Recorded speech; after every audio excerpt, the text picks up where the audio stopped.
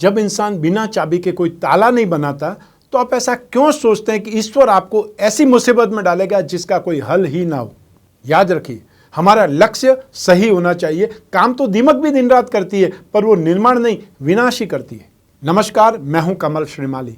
आप सभी का बहुत बहुत स्वागत आपके अपने चैनल में और विक्रम संवत 2079 के मंत्रिमंडल और भारत के भविष्य के बारे में। सभी ऋतुओं के पूरे एक चक्र को संवत्सर कहा जाता है। चैत्र मास के शुक्ल पक्ष की प्रतिपदा तिथि के सूर्योदय से ब्रह्मा जी ने सृष्टि के निर्माण का कार्य शुरू किया था। इसी कारण संवत्सर का प्रारंभ इस दिन से होता है। स्मृति कौस्तुभ में इस दिन सृष्टि के पालक भगवान विष्णु के सर्वप्रथम अवतार मत्स्य अवतार के होने का उल्लेख भी मिलता है। वैज्ञानिक भी मानते हैं कि सृष्टि रचना के अंतर्गत जीव का सबसे पहले अस्तित्व जल में ही संभव हुआ। युगों पूर्व भारतीय ऋषि मुनियों ने यह तथ्य जान लिया था, तभी श्री हरि के जल में मत्स्य अवतार लेने का वैज्ञानिक आधार बना। प्रश्न है, जब प्रतिपदा से ही नया संवत्सर माना गया है तो क्या कारण है कि चैत्र की प्रतिपदा से ही नया संवत्सर माना जाए, कोई और माह से क्यों नहीं? इसका प्रमुख कारण है कि चैत्र ही एक ऐसा माह है जिसमें वृक्ष तथा लताएं पल्लवित और पुष्पित होती है। इसी माह में उन्हें मधुरस पर्याप्त मात्रा में मिलता है। इसी कारण चैत्र माह को नववर्ष के प्रारंभ के लिए उचित माना गया है। धार्मिक कार्यों में सूर्य का महत्वपूर्ण स्थान है, किंतु चंद्रमा का भी कम महत्वपूर्ण स्थान नहीं है, क्योंकि जीवन का जो मुख्य आधार अर्थात वनस्पतियां हैं उन्हें चंद्रमा ही सोमरस प्रदान करते हैं। चैत्र शुक्ल प्रतिपदा के दिन चंद्रमा की कला का प्रथम दिन होता है, इसीलिए इसी दिन को हमारे ऋषियों ने नव वर्ष के प्रारंभ के लिए उचित माना।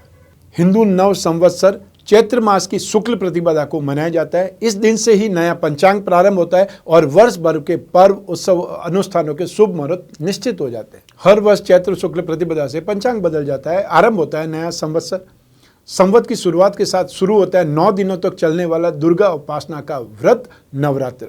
इसका कारण यह है कि ब्रह्मा जी ने सृष्टि की रचना का काम इसी दिन से शुरू किया था और ब्रह्मा जी को सृष्टि निर्माण की प्रेरणा देने वाले भगवान श्री विष्णु थे। और देवी पुराण में बताया गया है कि सृष्टि के आरंभ से पहले अंधकार का साम्राज्य था। उस समय आदि शक्ति जगदम्बा देवी कुष्मांडा के रूप में वनस्पतियां और सृष्टि की रचना के लिए जरूरी चीजों को संभाल करके सूर्यमंडल के बीच में विराजमान थी।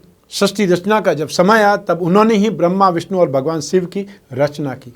इसके बाद में सत, रज और तम इन 3 गुणों से 3 देवियों को उत्पन्न किया, जो सरस्वती, लक्ष्मी और काली रूप में प्रकट हुई। सृष्टि चलाने में सहायता प्रदान करने के लिए आदि शक्ति ने ब्रह्मा जी को सरस्वती, विष्णु को लक्ष्मी और शिव जी को देवी काली को सौंप दिया।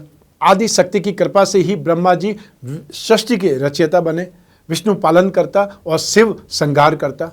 देवी की कृपा से ही सृष्टि निर्माण का कार्य पूरा हुआ। इसलिए सृष्टि के आरंभ की तिथि के दिन 9 दिनों तक आदि शक्ति के 9 रूपों की पूजा होती है। नवरात्रि पूजा के साथ में देवी की कामना की जाती है। जिस तरह सृष्टि निर्माण का कार्य सफल हुआ, उसी प्रकार नया संवत्सर भी सफल और सुखद रहे। इस बार नया संवत्सर 2 अप्रैल 2022 शनिवार को है और इस संवत्सर के राजा हैं शनि। नव संवत्सर 2079 में ग्रहों के राजा एक देश के प्रधानमंत्री की भांति ही अपनी भूमिका निभाते हैं। इस वर्ष के राजा शनिदेव होंगे, जो इस पूरे ही वर्ष मंत्रिमंडल के प्रमुख होंगे। ऐसे में शनि के राजा होने से विश्व स्तर पर युद्ध, दंगे, मारपीट, महंगाई का भय रहेगा।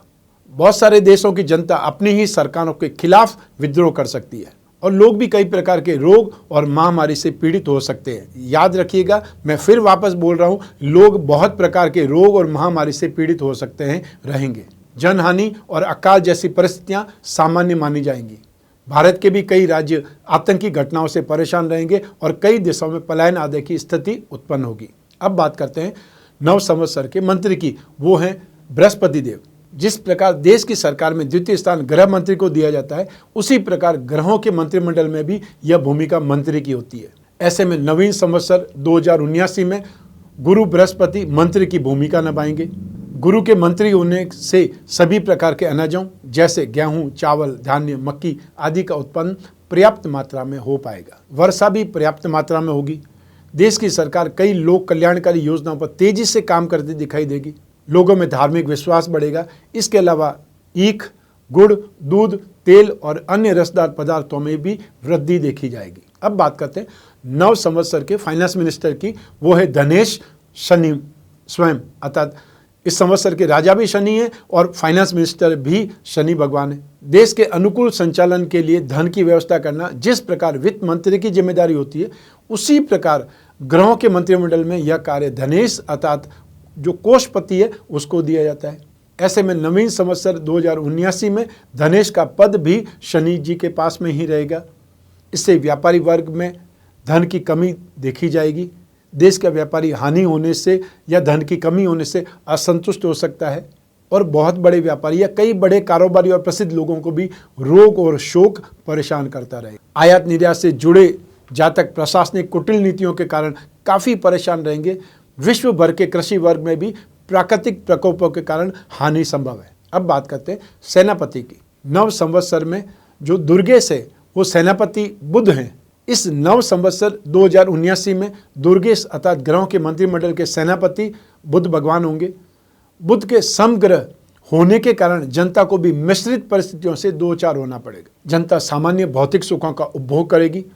धनवान और बड़े व्यापारियों को सरकार से सहयोग मिलेगा और इस वर्ष शत्रु देशों द्वारा देश की सीमाओं पर अतिक्रमण भी सामान्य से कम ही देखने को मिलेगा, परंतु देश की अर्थव्यवस्था काफ़ी कमज़ोर हो सकती है।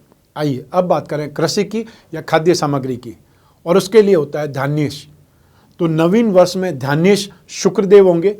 ऐसे में शुक्र के ध्यानेश होने से शीतकालीन फसलों जैसे जौ, मक्की, गन्ना, गेहूं आदि का उत्पादन अपेक्षा से काफ़ी कम हो सकता है और बहुत से देशों में तूफान, प्राकृतिक प्रकोप, असामान्य वर्षा इनके कारण भी काफ़ी फसलों को नुकसान पहुंचेगा, जिसके परिणाम स्वरूप दालों, मसालों, उपयोगी वस्तुओं या सब्जियों, पशु चारा इनके भाव में तेजी देखी जा सकती है। देश में भी रोजगार दर में वृद्धि होगी, हालांकि व्यापारियों को कुछ लाभ भी मिल पाएगा।